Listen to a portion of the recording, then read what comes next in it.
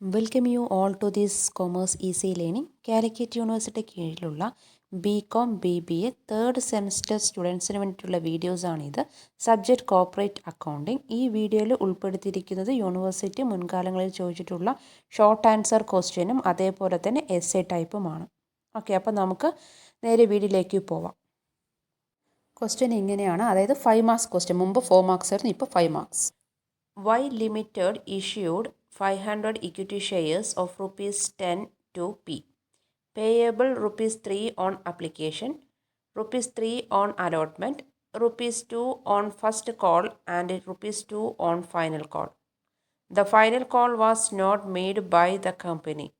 He did not pay the first call money. His shares were forfeited. Pass journal entries. കാരണം അപ്പോൾ ഇങ്ങനത്തെ ഒരു ഷെയർസിൻ്റെ value ഇത്രയാണ്, ഇത് നമ്മൾ അഡ്വാൻസ് ആയിട്ടുള്ളതുണ്ട്, പിന്നെ ഫോർ ഫീച്ചർ ചെയ്ത് കോൾ ഇൻ അഡ്വാൻസ് ഒക്കെ ഇങ്ങനത്തെ പറഞ്ഞ ആ ഒരു പാറ്റേൺ ഇല്ലേ, അതിൽ നിന്ന് ക്വസ്റ്റ്യൻസ് വരാറുള്ളതാണ്. ഓക്കെ, അപ്പോൾ ഒരു ജേണൽ എൻട്രീസ് എഴുതാൻ പറ്റുന്ന രീതിയിലേക്ക് അപ്പോൾ ആ ക്വസ്റ്റ്യനും വന്നിട്ടുണ്ട്. പിന്നെ ചോദിച്ചിരിക്കുന്നത് journalise the following transactions at the times of issue and redemptions of debentures. A debenture issued at ₹95 repayable at ₹105. Okay, ഇതും ഇതേപോലെ ജേർണലൈസ് ചെയ്യണം. ഓക്കെ, എങ്ങനെയാണ് എന്ന് റിഡംഷൻസ് ഓഫ് ഡിബെഞ്ചേഴ്സിൻ്റെ എന്നുള്ള കാര്യങ്ങൾ നിങ്ങൾ എഴുതി വയ്ക്കുക. പിന്നെ ചോദിച്ചിരിക്കുന്നത് what is profit and loss appropriations account, അത് എന്താണെന്ന് എക്സ്പ്ലെയിൻ ചെയ്യുക. അതേപോലെ തന്നെ show the format of a profit and loss appropriations account, അതിൻ്റെ ഫോർമാറ്റും എഴുതി വയ്ക്കുക. പിന്നെ ചോദിച്ചിരിക്കുന്നത് what is the procedure of reconstructions. Okay, procedures എഴുതുക റീകൺസ്ട്രക്ഷൻസിൻ്റെ. പിന്നെ ചോദിച്ചിരിക്കുന്നത് show by mean of imaginary figures the contingent liabilities in the balance sheet of a banking company. നമ്മൾ ഏതെങ്കിലും ഇമാജിനറി നമുക്ക് സ്വയം തന്നെ ക്രിയേറ്റ് ചെയ്യുക, ഏതെങ്കിലും ഒരു എമൗണ്ടൊക്കെ കാണിച്ചിട്ട് ഫിഗേഴ്സ് കാണിച്ചിട്ട് നമുക്കതിനകത്ത് എന്താ ചെയ്യാൻ പറഞ്ഞിരിക്കുന്നത്, contingent liabilities in the balance sheet of a banking കമ്പനിയുടെ കണ്ടിജൻറ്റ് ലയബിലിറ്റീസ് നമ്മൾ തന്നെ ഏതെങ്കിലും ഒരു എമൗണ്ട് ഇട്ടിട്ട് ചുമ്മാ ഏതെങ്കിലും ഒരു എമൗണ്ട് ഇമാജിനറി ഫിഗേഴ്സൊക്കെ ഇട്ടിട്ട് എഴുതുക. ഫോർമാറ്റ് എങ്ങനെയാണ് എന്നുള്ളത് ചോദിച്ചിട്ടുള്ളത്. പിന്നെ ചോദിച്ചിരിക്കുന്ന question X limited offered for public subscriptions 10,000 equity shares of ₹10 each at a premium of ₹2 per share payable. ₹4 on application, ₹4 അതായത് ഇൻക്ലൂഡിംഗ് പ്രീമിയം ആണ്, on allotment and balance in 2 equal instalment of ₹2 each. The issues was fully subscribed. All the money was duly received. Pass journal entries. ഞാൻ പറഞ്ഞില്ല, ഇങ്ങനത്തെ ഒരു പാറ്റേണിൽ നിന്ന് എന്തായാലും 1-2 questions വരാറുള്ളതാണ് കേട്ടോ. അപ്പോൾ അത് നന്നായിട്ട് നോക്കുക.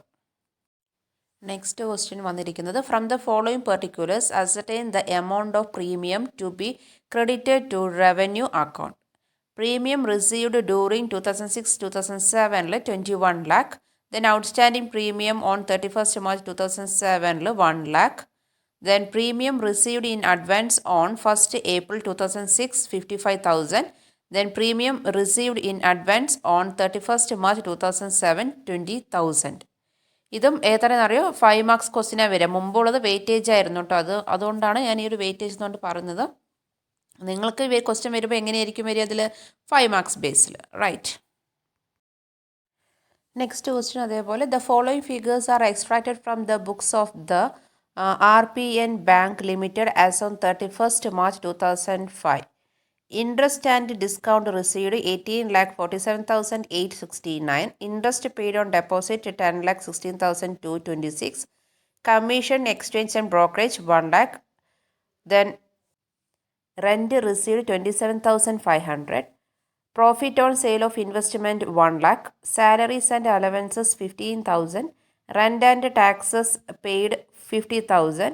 Postage and telegram 25,143. Depreciations on bank properties 15,000. Stationery 25,000. Preliminary expenses 7,500. Audit fees 2,500. The following further information is given. Where additional information കൂടി നമുക്ക് പറഞ്ഞു തന്നിട്ടുണ്ട് അതിൽ. A customer to whom a sum of ₹5 lakh has been advanced has become insolvent and it is expected that only 50% can be recovered from his estate. Then there were also other debts for which a provision of ₹75,000 was found necessary by the auditors. Rebate on bills discounted as on 31st March 2004, rupees 6,000.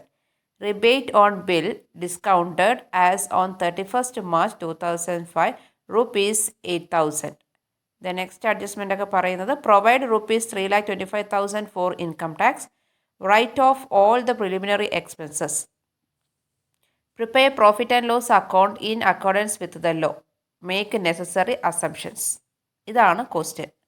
അതായത് ഇത് വന്നിട്ട് നമുക്ക് S A type ക്വസ്റ്റ്യനാണ് വന്നിരിക്കുന്നത് കേട്ടോ. അതായത് ഇപ്പോൾ നിങ്ങൾക്ക് 10 മാർക്സ്, മുമ്പ് അത് വെയിറ്റേജിൽ തന്നെയായിരുന്നു, പക്ഷേ ഇപ്പോൾ നമുക്ക് എന്ത് ചെയ്ത് എത്ര മാർക്കിന് വരിക, 10 മാർക്സ് ക്വസ്റ്റ്യനാണ് വരിക. നെക്സ്റ്റ് എസ് എ ചോദിച്ചിരിക്കുന്നത് from the following particulars of a new fire insurance company limited at the end of year 31st March 2006. Prepare fire revenue account, profit and loss account and balance sheet. Essay ടൈപ്പാണ്, അതുകൊണ്ടാണ് ഈ പറയുന്ന 3 account റെഡിയാക്കാൻ പറഞ്ഞിരിക്കുന്നത്. ഒന്ന് fire revenue account, പിന്നെ profit and loss account, then balance sheet. Okay, essay type question ആണ്. തന്നിരിക്കുന്ന ഇൻഫർമേഷൻസ് എന്ന് പറയുന്നത് fire fund 12,40,000, share capital 12 lakh, general reserve 6 lakh, additional reserve 4,40,000, then investment 20 lakh, profit and loss account 1 lakh, premium 36 lakh 2,044, then reinsurance premium 1 lakh 50,000, claims paid 8 lakh 3,754, claims recovered from reinsurance 28,158, commission on reinsurance 64,022, commission on direct business 3,59,554, then commission on reinsurance accepted 80,200, outstanding premium 29,730, claims intimated but not paid on 1st April 2006 80,000, expenses on management 5,75,930, direct fees 48,000, rent rates and taxes 97,738, then income from investment 2 lakh. Share transfer fee 4,000, loans ഡെപ്റ്ററിൽ 40,000, agent balance ഡെപ്റ്ററിൽ 7,60,000, cash in hand and bank 22,43,284. Then അതിൽ അഡ്ജസ്റ്റ്മെൻറ്റിൽ പറയുന്നത് income tax to be provided rupees 5 lakh, transfer to general reserve rupees 2 lakh, proposed dividend 12%, claims intimated but not paid on 31st March 2006 ₹1. ഇതൊക്കെ നമ്മുടെ S A type ആട്ടോ. അപ്പോൾ നമുക്ക് ആ പറയുന്ന ഇൻഷുറൻസ് പറയുന്ന ആ ഒരു കണ്ടൻറ്റും കാര്യങ്ങളൊക്കെ ഇല്ലേ, അതായത് ഇപ്പോൾ ഇൻഷുറൻസിൽ എങ്ങനെയായിരിക്കും അതിലത്തെ അഡ്ജസ്റ്റ്മെൻറ്റ് കാര്യങ്ങൾ അക്കൗണ്ട് പ്രിപ്പയർ ചെയ്യുക എന്നുള്ളതൊക്കെ ആ ഏരിയസിൽ നിന്നും ചോദ്യങ്ങൾ ചോദിക്കാറുള്ളതാണ്. ക്ലിയർ. വേറൊരു ക്വസ്റ്റ്യൻ യൂണിവേഴ്സിറ്റിയിൽ നിന്ന് ചോദിച്ചിരിക്കുന്നത് വേറെ വർഷത്തെ ക്വസ്റ്റ്യൻ പേപ്പർ കേട്ടോ. അതിൽ 5 marks question. Z limited company whose authorised capital in rupees 4 lakh of rupees 10 each issued 3,000 equity shares of rupees 100 each, payable rupees 20 on application, rupees 40 on allotment and rupees 40 on first and final call. A shareholder having 100 shares failed to pay the call money, pass necessary journal entries. അത് നമ്മൾ last മുമ്പുള്ള ഒരു ക്വസ്റ്റ്യൻസിൽ ഞാൻ പറഞ്ഞിട്ടുണ്ടായിരുന്നു, ഇങ്ങനത്തെ ഒരു shares മറ്റേ issue ചെയ്യുന്നത് കാര്യങ്ങളും അതിൻ്റെ കോൾ മണിയുടെ കേസിൽ അങ്ങനത്തെ വരുന്നതിൽ ഒരു പ്രോബ്ലം വരാറുള്ളതാണ്. അപ്പോൾ അതിൻ്റെ ജേണൽ എൻട്രീസ് ആണ് വരുന്നത്, എങ്ങനെയാണ് നമ്മളത് എഴുതുക എന്നുള്ളത് കേട്ടോ. പിന്നെ ചോദിച്ചിരിക്കുന്നത് the director of B limited forfeited 100 shares of rupees 10 each, fully called for non-payment of the final call rupees 4 per share.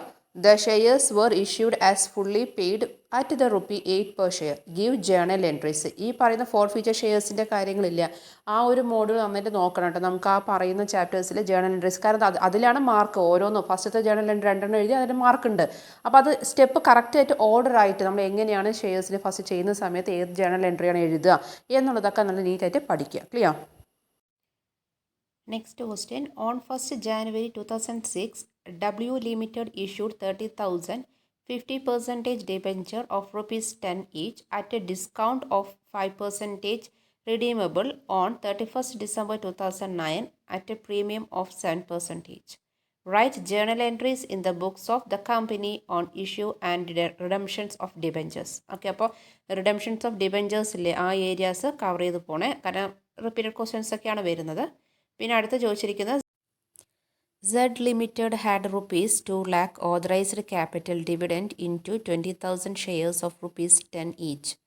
All the shares was issued and were paid to the extent of rupees 7 per share. The company decided in 2006 to pay off rupees 2 per share and to reduce the rupees 10 shares to rupees 5 share, fully paid up by cancelling unpaid amount.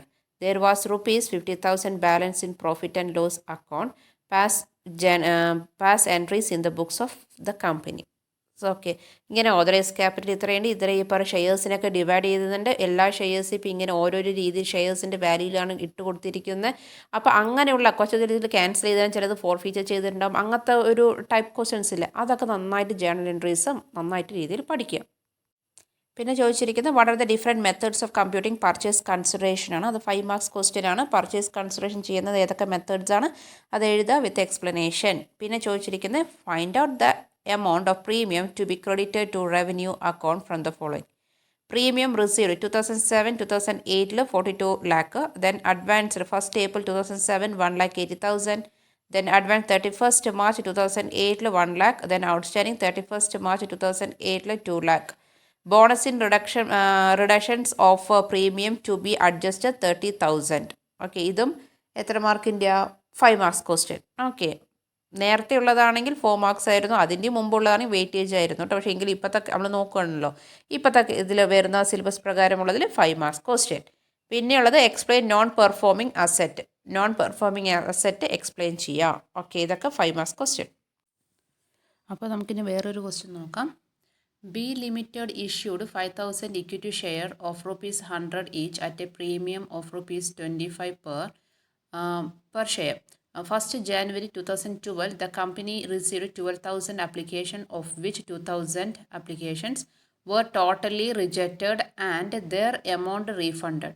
Remaining applicants were allotted on the pro rata basis. The amount of share is received as under.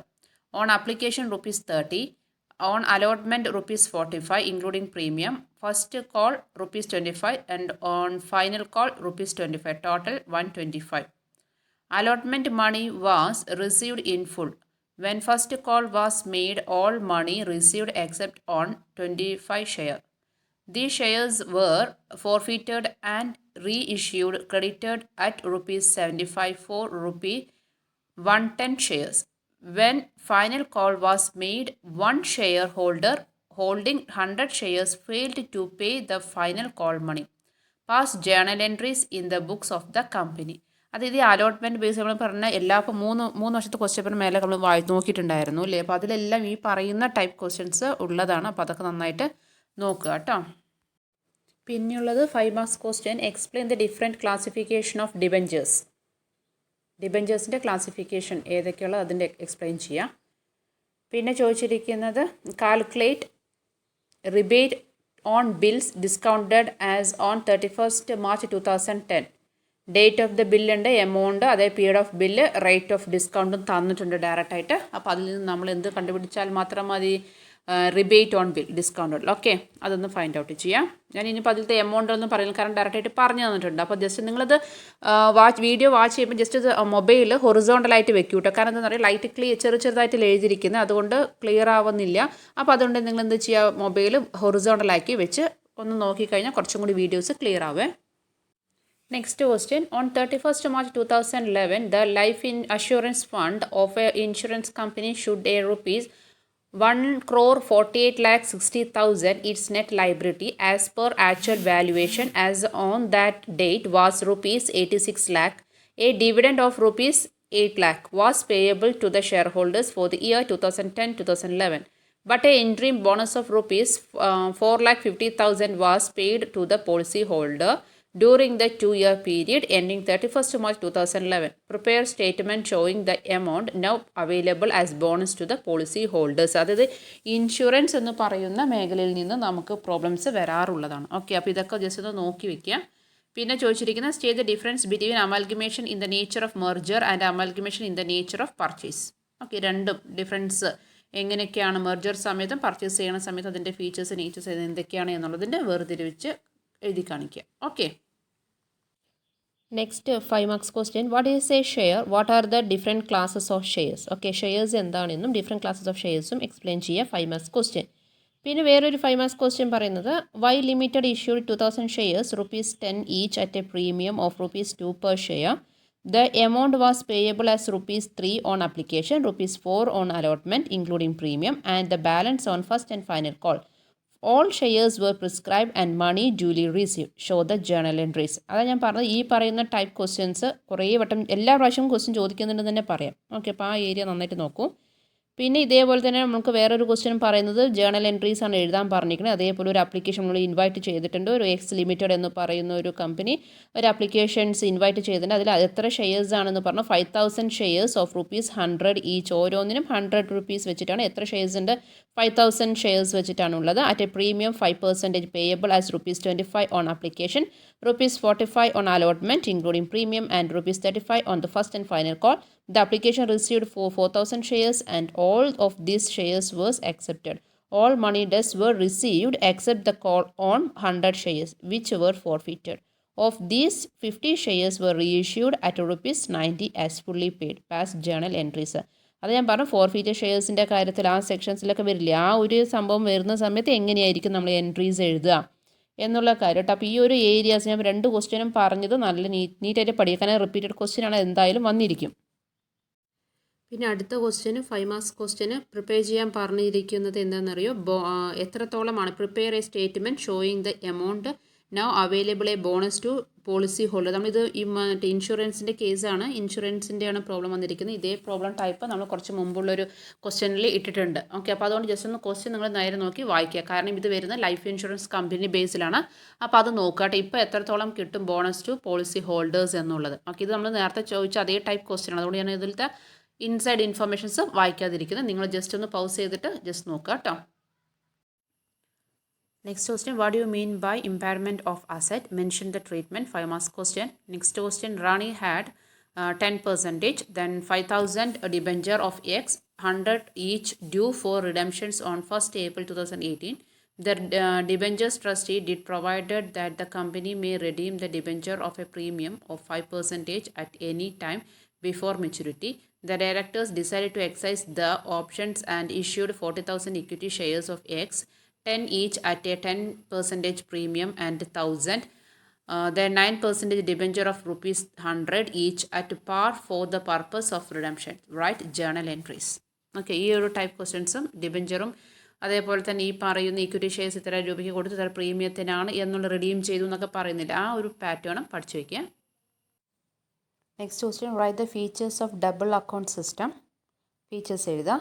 പിന്നെയുള്ളത് വേറൊരു question പറയുന്നത് XY limited had A fully paid equity capital of ₹5 lakh divided into shares of ₹10 each and 1 lakh partly paid shares of ₹10 each, ₹7 paid up.